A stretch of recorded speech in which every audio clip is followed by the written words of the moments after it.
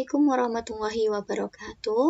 Pada kesempatan ini kita akan belajar bersama materi baru pada mata pelajaran Matematika Peminatan kelas 12, yaitu distribusi peluang binomial. Adapun kompetensi dasarnya yang pertama 3.5 menjelaskan dan menentukan distribusi peluang binomial berkaitan dengan fungsi peluang binomial. Yang kedua 4.5 menyelesaikan masalah berkaitan dengan distribusi peluang binomial suatu percobaan acak dan penarikan kesimpulannya. Jadi, materi yang akan kita pelajari pada bab ini ada kaitannya dengan peluang. Setelah pertemuan sebelumnya kita sudah review sekilas tentang apa itu kombinasi, bagaimana cara menentukannya, apa itu ruang sampel, titik sampel, kejadian, apa itu peluang, bagaimana menentukan peluang suatu kejadian. Nah, itu nanti kita gunakan dalam mempelajari materi ini, distribusi peluang binomial. Nah, apa saja yang akan kita pelajari? Yang pertama, sebelum kita mempelajari distribusi peluang binomial, kita harus paham dulu apa itu konsep variabel acak. Nah, selanjutnya distribusi dan fungsi peluang. Baru kita menginjak ke distribusi binomial serta uji binomial. Nah, kita akan bahas satu persatu materi ini. Kita mulai dari konsep variabel acak untuk pertemuan ini. Sebelum kita ke konsep variabel acak, coba perhatikan ilustrasi berikut ini. Nah, pernahkah kalian melihat seorang peneliti bekerja? Atau mungkin kalian pernah melakukan suatu penelitian? Ya? Nah, misalnya penelitian terhadap perilaku masyarakat Indonesia terhadap berbagai produk dalam negeri. Apakah masyarakat Indonesia cenderung mencintai atau menggunakan produk buatan dalam negeri, atau bahkan sebaliknya, menggunakan produk luar negeri? Nah, dalam hal ini tentu saja diperlukan data-data yang harus dikumpulkan dari lapangan, yaitu masyarakat. Nah, kita tidak bisa membuat kesimpulan sembarangan tanpa ada data-data yang akurat dan benar. Namun, apakah dalam menyelesaikan permasalahan ini, kita harus mengumpulkan data-data dari setiap orang di negara Indonesia? Kalau seperti itu, bagaimana cara mengumpulkan datanya? Nah, kita tentu dapat membayangkan hal ini sangat rumit dan membutuhkan waktu yang banyak, bukan? Pertanyaannya, apakah ada cara lain yang lebih mudah dan memungkinkan untuk menyelesaikan permasalahan ini, namun dapat mewakili semua data? Nah, untuk menyelesaikan permasalahan seperti itu, kita dapat menggunakan atau mengumpulkan data pilihan yang dianggap dapat mewakili data seluruh masyarakat Indonesia. Nah, bagaimana caranya? Dalam hal ini, kita dapat menggunakan teknik pengumpulan atau penarikan sampel acak. Nah, itu adalah gambaran materi yang akan kita pelajari pada bab ini. Oke, yang pertama adalah konsep variabel acak. Nah, ada kata variabel, ada kata acak. Apa itu variabel? Apa itu acak? Apa itu variabel acak? Nah, variabel itu adalah sesuatu yang akan kita selidiki, yang akan kita amati, dan mempunyai nilai. Nah, nilai di sini berupa bilangan. Bilangan itu diperoleh melalui suatu proses, tidak muncul begitu saja.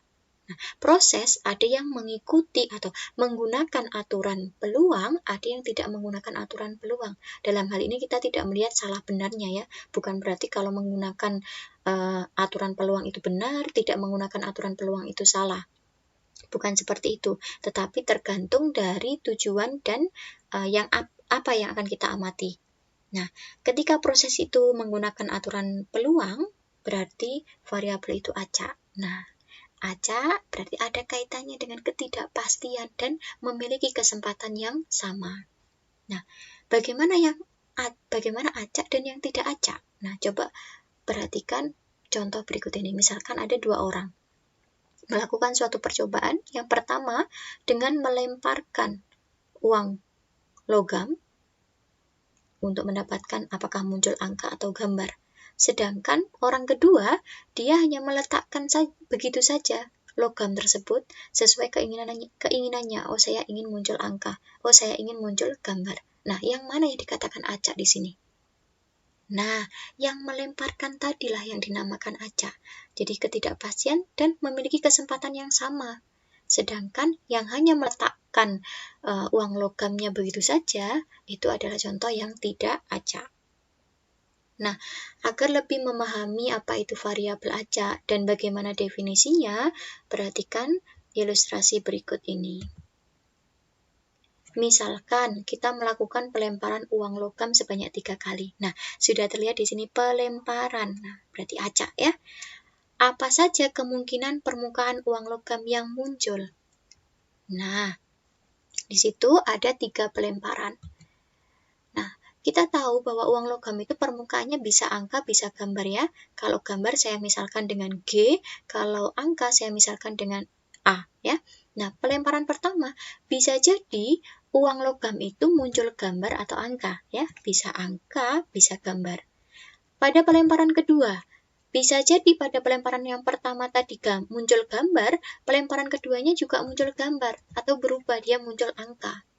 Nah, pada pelemparan yang pertama tadi angka, bisa jadi pelemparan keduanya muncul gambar atau angka.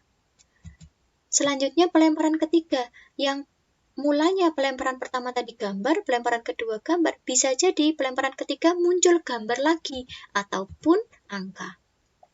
Bisa jadi pelemparan pertamanya gambar, pelemparan kedua angka, pelemparan ketiganya gambar atau angka.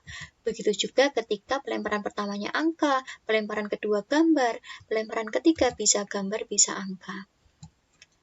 Yang pelemparan pertamanya tadi angka, pelemparan keduanya angka, bisa jadi pelemparan ketiganya muncul gambar ataupun muncul angka. Nah, inilah semua kemungkinan permukaan uang logam yang muncul. Pelemparan pertama gambar, pelemparan kedua gambar, pelemparan ketiga gambar, maka bisa saya tuliskan seperti ini. Gambar, gambar, gambar, yang artinya pelemparan pertamanya gambar, pelemparan kedua gambar, pelemparan ketiga gambar. Atau gambar angka. Gambar angka-angka, gambar angka-gambar, gambar angka-angka, angka gambar-gambar, angka gambar angka, angka-angka gambar, angka-angka angka. Nah, kumpulan, himpunan semua hasil yang mungkin. Namanya apa? Nah, ruang sampel. Sehingga apa saja kemungkinan permukaan uang logam yang muncul bisa dituliskan seperti ini. Ruang sampelnya adalah GG, GGA, GAG, GAA, AGG, AGA, AAG, AAG, AAA. Nah, inilah ruang sampelnya.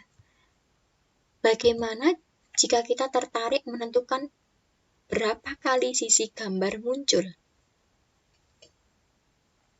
Nah, bagaimana jika kita tertarik menentukan berapa kali sisi gambar muncul dari ruang sampel ini? Kemungkinan-kemungkinan dari ini tadi berapa kali gambar muncul jika sekeping uang logam dilemparkan 3 kali dapat diubah ke dalam bentuk numerik seperti berikut. Nah, kemungkinan hasil percobaan tadi ya, gambar-gambar-gambar, jumlah gambar yang muncul, ini kan gambar-gambar-gambar berarti sebanyak 3 kali. GGA berarti gambarnya muncul 2 kali. GAG berarti 2 kali. GAA gambarnya muncul 1 kali. AGG gambarnya muncul 2 kali. AGA gambarnya muncul 1 kali. AAG gambarnya muncul 1 kali. AAA gambarnya muncul 0 kali. Nah, itu gambarannya. Yang mana variabel acak? Nah, banyaknya gambar muncul jika sekeping uang logam dilemparkan 3 kali inilah yang dinamakan variabel acak. Sedangkan 3, 2, 2, 1, 2, 1, 1, 0 ini adalah nilai dari variabel acak. Nah, sudah dapat gambarannya? Coba dipikirkan. Apa itu variabel acak dan apa itu nilai variabel acak? Dari gambaran atau ilustrasi berikut. Nah, variabel acak itu adalah suatu fungsi yang menghubungkan bilangan real dengan setiap unsur dalam ruang sampel. Nah, tadi kan kita mendapatkan ini ya. Nah, jadi menghubungkan bilangan real ini dengan setiap unsur dalam ruang sampel. Artinya apa? Nah, jadi di sini ruang sampel dihubungkan dengan suatu bilangan real. Misalkan di sini G dihubungkan dengan 3. Nah, GGA dihubungkan dengan 2. GAG dengan 2 lagi. GAA dihubungkan dengan 1. AGG dihubungkan dengan 2. AGA dihubungkan dengan 1. Nah, seperti ini. AAG dihubungkan dengan 1 dan AAA, nah maaf di sini ya, AAA dihubungkan dengan 0. Nah, inilah yang dikatakan variabel acak, suatu fungsi yang menghubungkan bilangan real dengan setiap unsur dalam ruang sampel.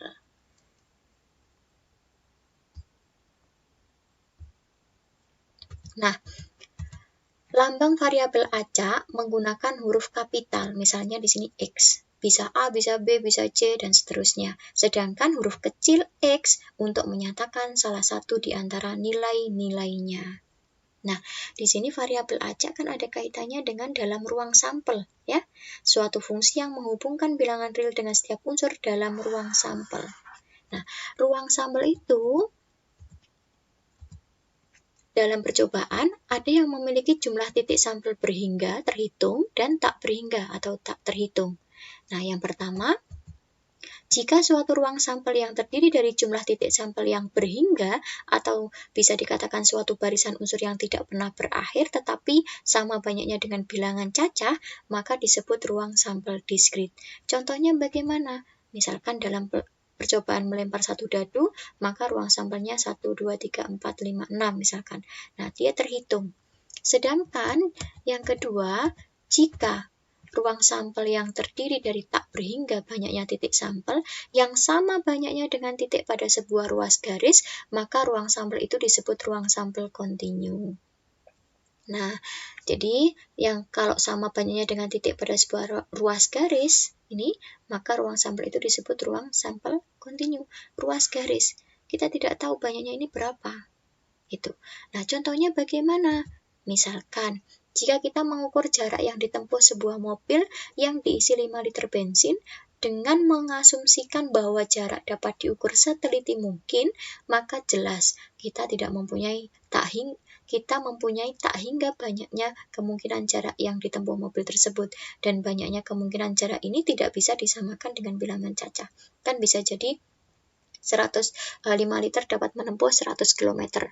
Bisa jadi 99,99 km atau 98,5 km dan seterusnya. Jadi, banyaknya sama dengan banyaknya titik pada sebuah ruas garis itu dinamakan ruang sampel kontinu. Itu. Jelas perbedaannya? Oke. Nah, dari itu variabel acak dibedakan jadi 2, variabel acak diskrit dan variabel acak kontinu. Nah, variabel acak diskrit yang bagaimana? Variabel acak dalam ruang sampel diskrit disebut variabel acak diskrit. Jadi kalau ruang sampelnya itu diskrit, maka variabel acaknya diskrit ya. Variabel acak diskrit diperoleh dari hasil menghitung atau membilang dan nilainya berupa bilangan cacah. Contoh, jumlah sisi gambar yang muncul pada pelemparan uang logam sebanyak 3 kali. Tadi kan 3, 2, 1, 0. Seperti itu ya. Nah, selanjutnya, yang bagaimana variabel acak kontinu? Variabel acak dalam ruang sampel kontinu disebut variabel acak kontinu. Jadi kalau ruang sampelnya kontinu, nah variabel yang dalam ruang sampel seperti itu maka dinamakan variabel acak kontinu. Nah, variabel acak kontinu diperoleh dari hasil mengukur dan nilainya berupa bilangan real. Contoh, waktu yang diperlukan peserta lomba lari mencapai garis finish. Itu. Agar lebih jelas perbedaannya apa, yang mana variabel acak diskrit dan yang mana variabel acak kontinu, perhatikan contoh berikut. Manakah yang merupakan variabel acak diskrit dan yang mana merupakan variabel acak kontinu? Jelaskan alasannya. Nah, di sini ada apakah jumlah anak dalam keluarga, tinggi badan setiap anak di kelas Anda, jumlah mobil yang parkir pada pukul 7 sampai 15, jumlah sisi angka yang muncul ketika sebuah mata uang logam dilemparkan sebanyak 4 kali, waktu yang diperlukan peserta lomba lari mencapai garis finish, jumlah siswa yang mendapat nilai A di kelas Anda, ataukah jumlah pembeli yang berbelanja pada sebuah supermarket dari pukul 8 sampai 12, yang terakhir kecepatan mobil di tol. Yang mana yang variabel acak diskrit dan yang mana variabel acak kontinu. Nah, yang akan kita pelajari nanti pada bab ini, distribusi peluang binomial itu adalah variabel acak diskrit ya. Nah, sehingga setelah kalian menentukan mana yang variabel acak dan diskrit, di sini 1 sampai 8, coba berikan contoh lain yang merupakan variabel acak diskrit dan berikan nilainya juga. Jadi seperti contoh yang tadi sudah dijelaskan, ya. Ada variabel acak diskritnya apa? Nah, nilai dari variabel acaknya juga dicantumkan. Gitu. Paham? Nah, demikian, semoga bermanfaat. Saya akhiri. Wassalamualaikum warahmatullahi wabarakatuh.